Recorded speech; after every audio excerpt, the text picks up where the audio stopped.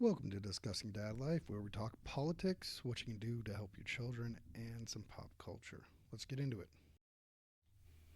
Hey, how's everybody going? Oh, sorry, it's been a few weeks since there has been any recording. As you can see, I'm running solo. I'm probably going to be running solo for a while. Yeah, not going to get into it too much on that one, but let's talk. Oh God, what's been going on in the world? There's lots been going on in the world, right? Um, so um,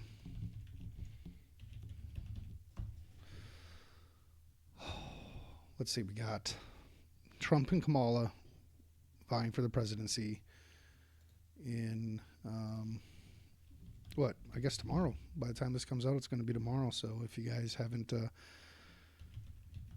already cast your early votes, and get down to the polling places tomorrow and cast your votes.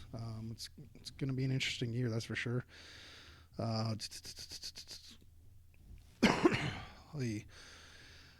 I still have a betting markets still have Trump up. Polling shows um, uh, Kamala up, I believe. Let's see here. Let's swap over to screen share, and I'll just oh, let's see. Polling ending today. Trafalgar Group, Harris 47, Trump 48. Trump's up 2. Patriot polling, Trump's up 1. Patriot polling, dead even. Trump up 4 by Patriot polling. You know, so it's pretty neck and neck. Pretty neck and neck. It's kind of crazy. This is from 538. Just FYI. So, like I said, if you guys haven't voted already, and I know mail-in ballots are definitely a thing this year again, and early voting is definitely a thing. There's countless people I've talked to in the last week or so that have cast their early vote. I did find it funny. I was talking with one person, and they were like, "Yeah, I already cast my vote," and I'm like, "Cool, cool," and politics is a little sensitive subject that he's just like, I made sure I voted just for to get the popular vote up count up, and I'm just like, oh yeah, I know, I understand what you're saying. I'm just like, yeah, we live in Idaho, it's gonna go Trump. So the nice thing about that is I can kind of vote my conscience because I'm not a huge Trump fan. I think Trump obviously is a better choice than Kamala, but it's a nice thing about living in a state where it's going to go one way for sure. It makes it so my vote, I can actually do what I want to do. If I lived in a swing state, it'd be a little bit different. I'd have to vote for what's better for the country, I think, and in that regard, I'd be voting for Trump. And there's a reason why. I'm not like I said, I'm not a huge Trump fan, but the economy, Trump's way better on. The border situation, Trump's way better on. Foreign policy, Trump's better on.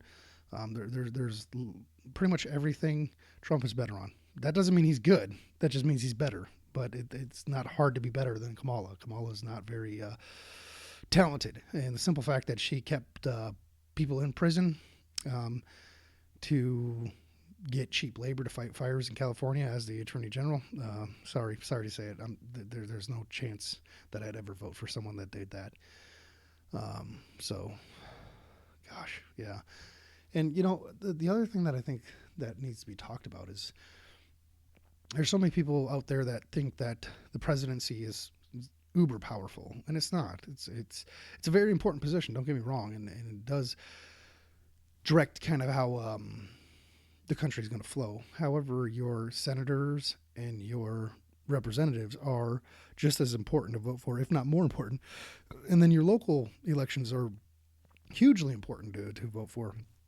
It seems like we only turn out for the presidential elections, which is nice for down ballots for the rest of everyone else, but it's all the other years. It's the 2 years in between that need to be that midterm that really does need to people need to start paying attention to. It's not just the presidency. The president. We don't live in a monarchy. We don't live in a dictatorship. The president has only got so much power. Um, so we need to get back to people actually paying attention to what they're doing.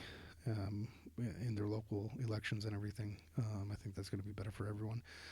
I have heard that people are hoping Trump doesn't get elected, mainly because of the reproductive rights. I don't like that framing too much because it's not reproductive rights. It's rights about it. It comes down to the Constitution and the Declaration of Independence. And the Declaration of Independence, it says that everyone has the right to life, liberty, and pursuit of happiness.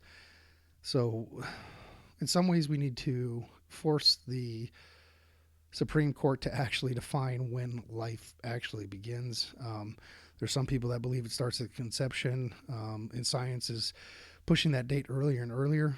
You know, in my view, an individual life starts when you have its own unique DNA, which, if I'm not mistaken, that starts at conception. So it's kind of hard to say. The flip side of that is there has to be compassion in the world as well. So is a 1 week old fetus the same as a 12 week old fetus, the same as a 16-year-old fetus, 16-week fetus?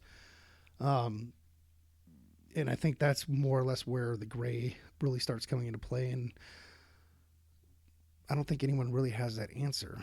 So it's not necessarily a policy position I think people should weigh in, and I think Trump actually has the right idea in not weighing in on this and just saying it needs to be up to the states. It needs to be up to the people living inside those states to elect the people that best represent how they feel about it.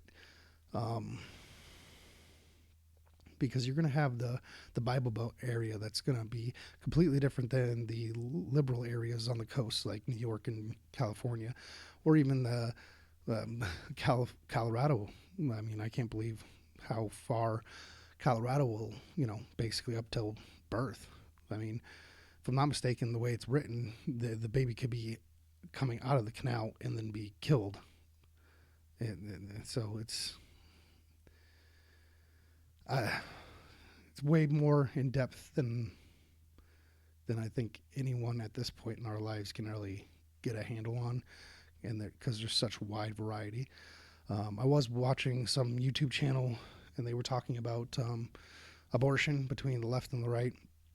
And on the right, the guy was arguing for the chance to get down and be the debate. And I did not really like how he said it because it kind of polarizes everything. But what he said was abortion is how do you say it? He was basically saying that abortion is the means for women to not take accountability for their actions. And I'm sitting here thinking, God, that is an extremely ineloquent way to put that. And it also completely negates the fact that there is a male inside that equation as well. So that's why I have issues with the right, because they don't formulate an argument very well. I couldn't believe that. I heard that and I thought, wow. Excuse me. So, nonetheless, betting markets has Trump up. Kamala's looking like she's winning in the polls. Needless to say, the presidential election is very important this year. I would go say as far as to say that electing Kamala Harris as a person that was introduced, that was put in place as the Democrat nominee versus actually having a democratic process of figuring out who's going to represent the party, just goes to show that the Democrats don't really care about democracy. They don't care that we live in a constitutional republic. They're very cult-like. Now, don't get me wrong. There are definitely cult-like people on the right. The always Trumpers. Those guys are very cult-like as well. But that's the problem that we're living in the United States right now. Is we have two very distinct personalities, and both of them are very cultish. And unfortunately, we really are picking the lesser of two evils at this point. And in all reality, I wish we had a better third choice. Like I said, I'm glad I live in Idaho because it's going to go Trump anyway, so I can actually vote with my conscience. I am probably going to write in Vivek Ramaswamy. He did a very good job in the primaries. He stands for a lot of the things I want to see, but he doesn't nearly put it as far as or extreme as Trump does. So, yeah, it would have been nice if RFK would have been the Democrat nominee. RFK definitely represented the Democrat Party way more efficiently or effectively than Kamala does. Well, I guess that's not true because the Democrat Party has switched to the party of big corps and basically getting rid of civil liberties. So that actually doesn't track. So RFK didn't really fit that.